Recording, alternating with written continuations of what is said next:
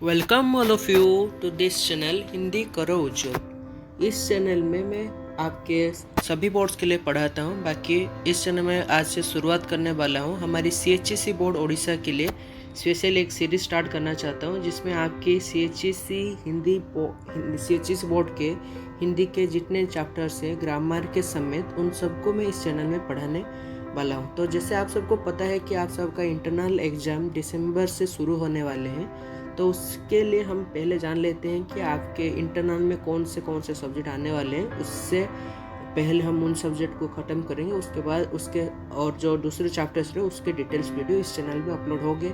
और इसी चैनल को सपोर्ट कीजिए दूसरे वीडियो को लाने के लिए। तो पहले हम जान लेते हैं कि कौन से आपके इंटरनल, जैसे आपके इंटरनल में आने वाले हैं। पहला चैप्टर जो है आपका रहीम के दोहे, और दूसरा चैप्टर आने वाला है उसका नाम है क्या, सूर्यकांत त्रिपाठी निराला का बिना वादिनी बरदे बदल राग। उसी प्रकार आपके निबंध से आने वाला है बालकृष्ण भट्ट जी का आत्मनिर्भरता। और कहानी और एकांकिका से आने वाले हैं अज्ञेय खितिन बाबू। निबंध से आने वाला है बालकृष्ण भट्ट जी का आत्मनिर्भरता। तो बस बच्चों, ये रहे आपके सारे इंटरनल सब्जेक्ट। तो पहले हम शुरू करने वाले हैं रहीम के दोहे से। तो पहले यहाँ पर आता है कि रहीम के बारे में यहाँ पर कुछ दिए हैं आपके बुक या टेक्स्ट में, तो उससे पहले हम पढ़ लेते हैं और उनके बारे में कुछ जान लेते हैं। उसके बाद हम इस रहीम के दोहे के जो चैप्टर है वो शुरू करेंगे। तो यहाँ पर दिखाई दे रहा है कि रहीम जी का जन्म कब हुआ था ना, 1556 में हुआ था। और उनका मृत्यु कब हुआ था ना, 1627 ईस्वी को हुआ था। रहीम जी का पूरा नाम था अब्दुल रहीम खाने खाना, उनका पूरा नाम था।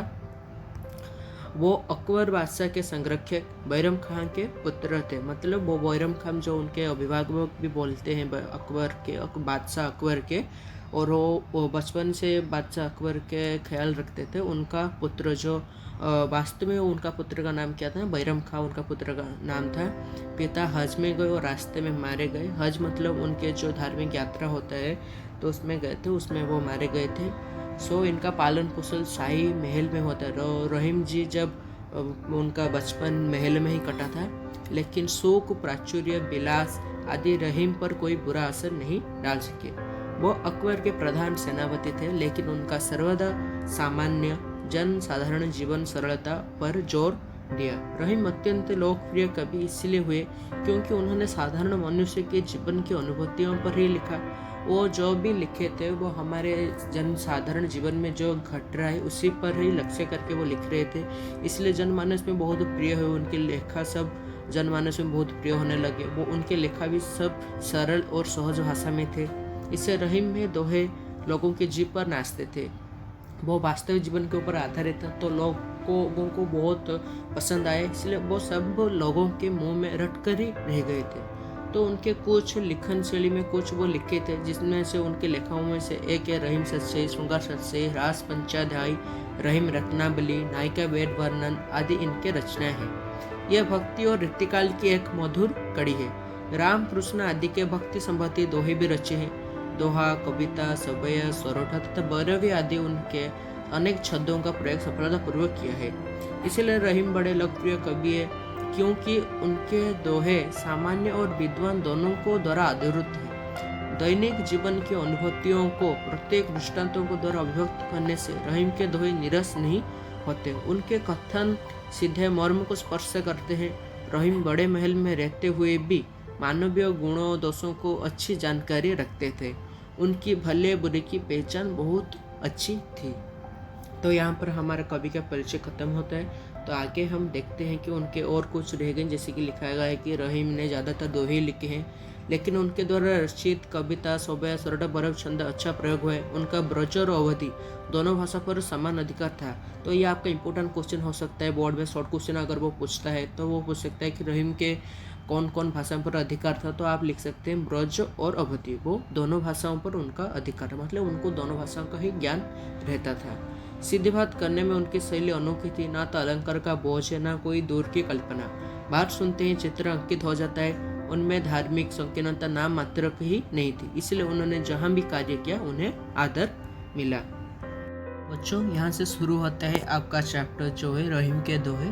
तो यहाँ पर लिखा है कि आपके पहले पद में यहाँ पर लिखा है, ते रहीम मनो आपुनो किन्हु चारु चकोर निश्चय वास लगे रहे कृष्ण चंद्र की ओर।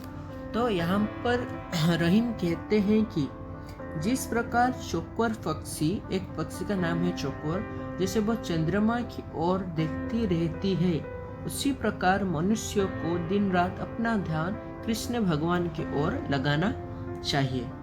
और दूसरी पद में यहाँ पर लिखा है कि रहीमन धागा प्रेम का मत तोरो छिटकायो, टूटे से फिर न मिले, मिले गांठी पर जायो। रहीम यहाँ पर कहते हैं कि किसी भी रिश्ते को एक ही झटके में नहीं तोड़ना चाहिए, नहीं तो वो रिश्ता पूरी तरह फिर कभी नहीं जुड़ पाएगा, और अगर जुड़ा भी तो उसमें गांठ अर्थात मनमुटाव रह जाएगा। तीसरे पद में यहाँ पर रहीम कहते हैं कि है रहीम निज संग लय जन्मत जगत कोयो, बैर प्रीति अभ्यास जस होत ही होयो। तीसरे पद का अर्थ यह है कि कोई भी जन्म से अपने साथ मित्रता या शत्रुता लेकर नहीं आता। वक्त के साथ साथ मनुष्य अपने कर्मों द्वारा शत्रुता, प्रेम एवं यश का अर्जन करता है। जैसे कि आपके चौथे पद में यहाँ पर लिखा है, कही रहीम संपत्ति संगे बनत बहुत बहुरीत, विपत्ति कसौटी जे कैसे तेही सांचे मीत। इस चौथे पद का अर्थ यह है, जब किसी व्यक्ति के पास बहुत धन होता है तब उसके कई मित्र होते हैं, परंतु असली मित्रता की पहचान विपत्ति में होती है। जो व्यक्ति विपत्ति के समय साथ निभाए वही सच्चा मित्र कहलाने के योग्य होता है। यही मित्रता की कसौटी का मतलब परीक्षा है, मतलब यही मित्रता की सच्ची परीक्षा कहलाती है।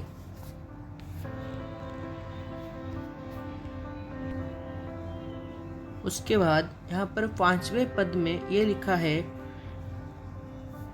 रहीमन कठिन चेतांते चिंता को चीत चेत, चिता दहती निर्जीव को चिंता जीव समेत।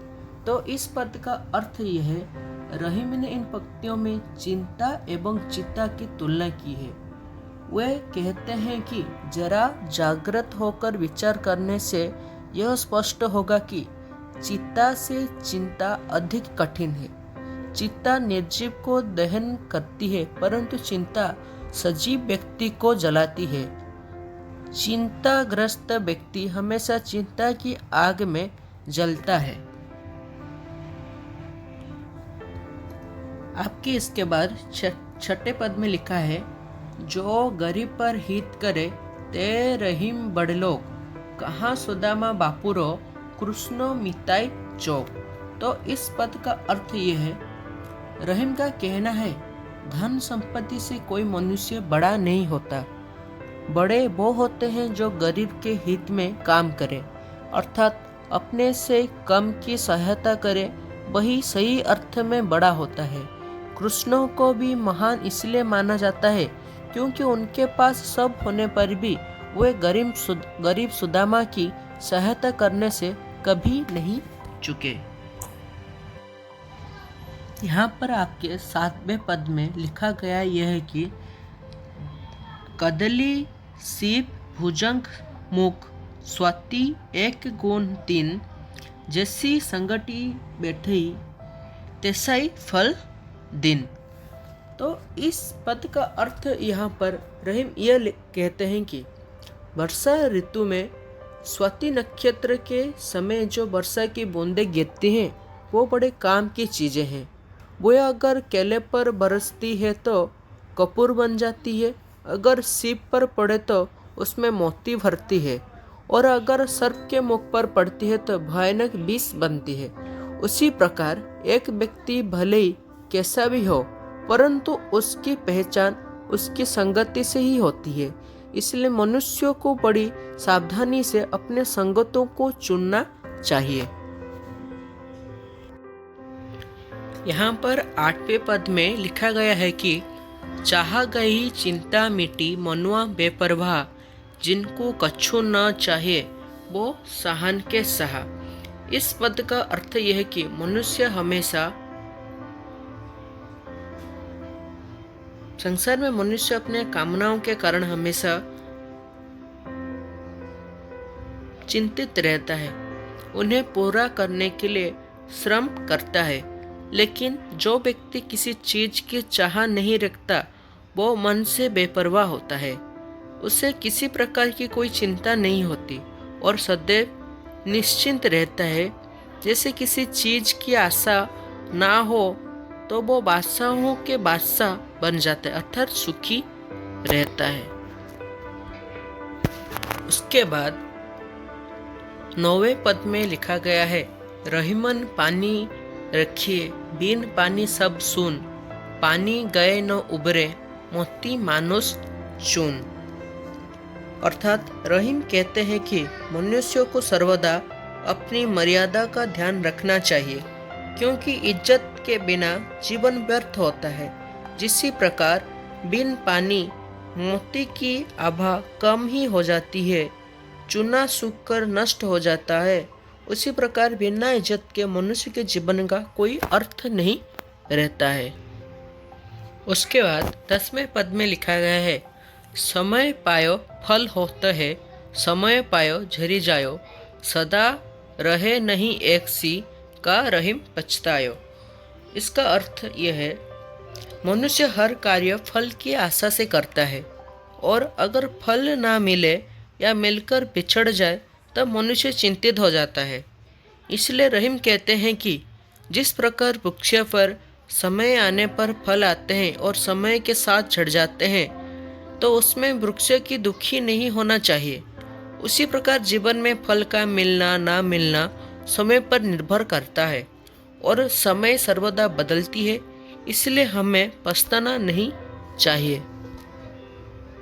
इसके बाद इस चैप्टर का आखिरी पद जो 11वां पद है, इसमें लिखा गया है, रहीम निज मन की व्यथा मन ही राखो गयो, सुनी अठिले ही लोग सब बांटी न लेहो कयो। तो इसका अर्थ यह है, रहीम कहते हैं कि मनुष्यों को अपने मन का दुख अपने मन में ही रखना चाहिए, किसी और को नहीं बताना चाहिए, क्योंकि कोई हमारा दुख बांट नहीं सकता, उल्टा हम परिहास के पात्र बन रह जाते हैं। तो यहाँ पर इस चैप्टर का ख़त्म होता है। सारी पदों का यहाँ पर अर्थ मैंने आपको बहुत अच्छी तरह से, मैं आशा करता हूँ कि आपको समझाया होगा। तो यहाँ पर अगर कोई आपको कहीं पर मेरा कोई गलती दिखे तो आप ज़रूर कमेंट सेक्शन में वो बताएं और ज़्यादा से ज़्यादा लाइक शेयर और सब्सक्राइब करें कि इसके बाद जो हमारा दूसरा इंटरनल का चैप्टर है, जैसे कि है सूर्यकांत त्रिपाठी निराला जी का बीणा वादनी बरदे बादल राग, उसको लाने के लिए। तो अगर इसमें ज़्यादा व्यू कमेंट लाइक्स आएंगे तो मैं ज़रूर उसका वीडियो ज़रूर इसके बाद लाऊंगा और इसके सारे क्वेश्चन आंसर में एक दूसरा पार्ट लाऊंगा या उसको PDF के फॉर्मेट में इस वीडियो के लिंक में डिस्क्रिप्शन लिंक में दे दूँगा। तो शुक्रिया सबको, लाइक सब्सक्राइब और शेयर